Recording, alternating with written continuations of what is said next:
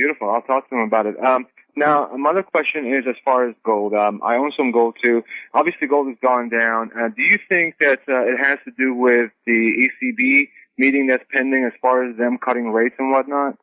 Like, I don't know. I mean, gold is $800 an ounce, right? So gold but in the last 2 weeks has dropped about $90. Well, it's volatile, right? But but everything has dropped. I mean, stocks have dropped more than gold. The Dow has dropped more than gold. Right. I don't know. I have no worries as far as that, but I'm just wondering if the ECB meeting is just a sort of a thing that they're going to do to boost I don't know. There's no way to explain why gold goes up or down on any given day.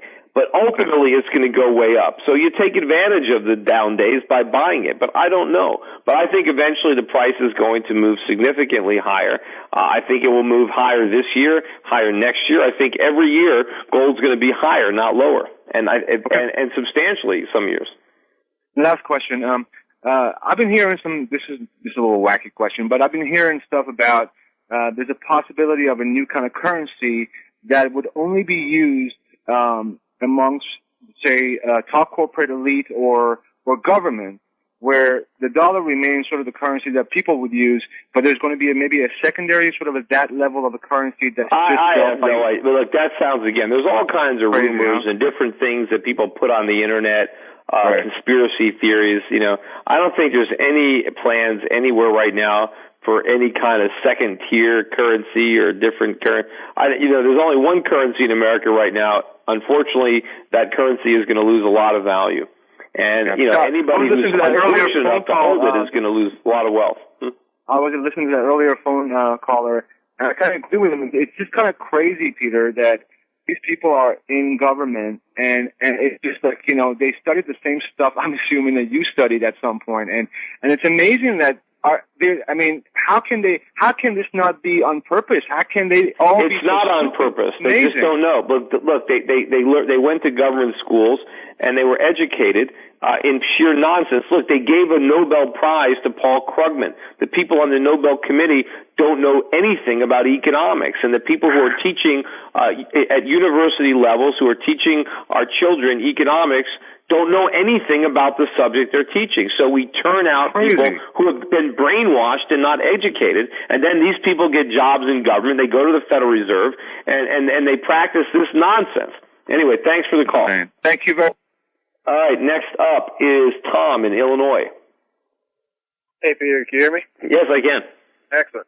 I had a question kind of going off an earlier question with expansion of the offices. I have quite a few family members who are interested in your company and the services, and but we live in Chicago, obviously, so there's not an office that we can go and see someone and talk. Right, but remember, you don't need to have an office in Chicago. And by the way, Chicago is one of the cities that's high on my list to open up an office. But in the meantime, you pick up a phone, you call the New York office. I mean, you don't have to. Most of our clients live not necessarily around the corner from an office. Remember, when I first got started, I had one office in Newport Beach, and we had clients all over the country. So you can work with our reps on the telephone. You don't have to come into an office. And if meeting at an office is very important to you, so for the initial trip, you hop on a plane or hop on and go to the closest office. It's I wouldn't necessarily wait for an Illinois office before you open an account. Right. And, I'm fine with that. I've actually talked with a couple brokers from your office, and, I understand that. I trade and stuff like that, so I understand it. They have a lot more, anxiety, I guess, about the whole process, and just kind of wanted to know what the plans were. And then, let's see, I did have another question. I was curious about any positions that might be opening up at any of your offices. Like, are you guys, I love what you guys doing, services. Yeah, I mean, that's something to try to send a resume or talk to, wait till we start if you wanted to be in the Chicago area. I mean, my feeling is that we're going to be hiring, from a very, strong pool of candidates to be brokers. I mean, we're going to be able to pull from, guys from a lot of top firms. So we're probably going to be hiring people who have been in the business 5 or 10 years. It's not going to be a lot of, positions for new guys to just break into the business. But you never know if there's a very exceptional candidate who really seems to be a bright guy, very motivated, very in tune with my philosophy. You never know. I mean, there could be some opportunities, but, this show is not the best place to go into them. But anyway, thanks a lot for the call, Tom. I appreciate it. Next up is Chad in Minnesota. Hi, Peter. Hey, Chad. How are you? Good. Two questions. One was regarding the video. There's called "The Day the Dollar Sets" on your homepage. Oh yeah, that was like a Dutch show or something. Yeah, it seems like a pretty realistic scenario. When it sets, is that kind of saying after there's some turmoil over a couple of days and then they would assign a new value, maybe possibly from like 85 I don't think they assign down to 40 a value. or It's something. mainly that the dollar just loses a lot of value. I mean, at some point, the dollar is going to really collapse, and that is going to be a major problem. And I don't know what the Obama administration is going to do when it's confronted with a real crisis, because when the dollar starts to plunge, and interest rates start to skyrocket, it's the government that's broke. And I don't know. I mean, we're going to find out. This is not going to be just conjecture. This is all going to happen. There's a lot of things that I'm forecasting, and people, in my mind, there is no chance that I'm wrong. I mean, I am 100% certain that this dollar crisis is coming, and the question is when, and it's going to be sooner than a lot of people think. Okay. And one more question. I have an account with John out of Arizona, and I did ask him this question, but I wanted your opinion. What is your thought on variable annuities? My parents have a pretty significant amount out in their portfolio. Yeah, I am not necessarily a big fan of a lot of these insurance products. Number one, you have to look at the insurance company. How solvent are they? Are they going to go broke? Now, most of these big insurance companies will probably get a government bailout if they go broke, so they probably won't. But the other thing is, you've got an annuity where you're going to get a stream of dollars. Now, at least in a variable annuity, it might not be fixed. It might be based on some other assets that are in there. But ultimately, if you're going to get an annuity and you're going to have some kind of income stream in U.S. dollars, if the dollar collapses, what's the annuity worth? I mean, Right. So to the extent I would encourage people, if they're going to be in any kind of insurance products, and I'm not selling them right now, I think ultimately we might be working in these areas, but I would want to have insurance products from a Swiss insurance company with a payment stream or a death benefit in Swiss francs, for example.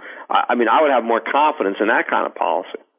And does Euro Pacific offer that, or you said not yet? No, in fact, no, we don't. I mean, you have to work with a foreign company. I mean, and I'm talking to some people about it, and there's ways that we can introduce clients to these things, but I'm not really sure. And there's a lot of regulation that are involved. But there's nothing that stops anybody listening to this company from on their own making some phone calls to insurance companies in Switzerland and looking into the types of insurance products they have to offer. Okay. But thanks for the call. Thank you. Next up is Steve in New York. Hey, Peter. Hi, Steve. How are you? I'm good, thanks. I had a question for you.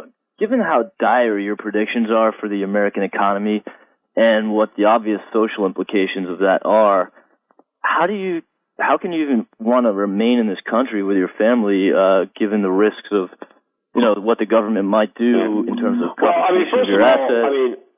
I'm divorced and I have one kid, and so it's not even up to me. My ex-wife and my son could remain in the country even if I left. And I'm not likely to leave the country with a 6-year-old son. How often would I see him? And I have other family members. I mean, a lot of my family members are not in my immediate family, and there are other friends I have here. And even if I decide to leave the country, who's going to leave with me? So there are a lot of decisions about whether or not you stay in the country or whether or not you leave the country. I have a business here. It's certainly easier for me to run it from the country than outside the country. But look, I'd also like to try to help. I mean, I think that, the America, has a lot of potential one day if we can do the right thing. I'd like to see this country succeed. I'd like to be part of the solution, not part of the problem, and not just, wash my hands of the place and just leave. And so, I am still here, and I'm hoping, that ultimately, the situation will turn around. But I am cognizant of the fact that things are going to get very difficult here. I'm cognizant of the social problems. That's one of the reasons that I live, in the area of Connecticut that I do. And I even mentioned to my brother the other day, and he kind of laughs at me. I said, you really might think about moving out of the city. They live in Brooklyn. So look, I'm worried about it. I just think there's going to be a big increase in crime. I really do. I think as things get tough, and I think as the government starts imposing controls on prices, and that there could be shortages of food and energy and rolling blackouts, and I don't think